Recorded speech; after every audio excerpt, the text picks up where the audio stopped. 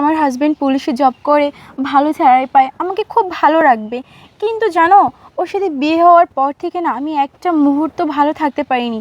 ও আমাকে কিচ্ছু দিতে পারেনি, না মানসিক সুখ না শারীরিক সুখ, কোনোটাই ও আমাকে দিতে পারেনি যেটা তুমি আমাকে দিয়েছো।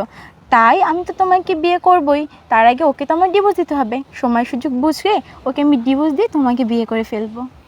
আচ্ছা বেবি, ঠিক আছে, চলো না একটু।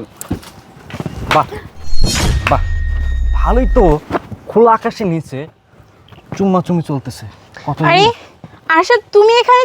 তুমি না একটা কাজে গেছিলা?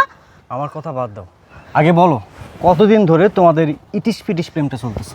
তুমি ভুল বুঝতেছো, ও আমাকে বাসায় আগিয়ে দেওয়ার জন্য এসেছে।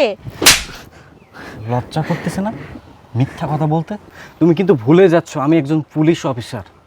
আজকে যদি একটা মেয়ে আমাকে না বলতো, আমি জানতেই পারতাম না তোমার এই সুন্দর চেহারার মাঝে একজন কুৎসিত মানুষ লুকিয়ে আছে।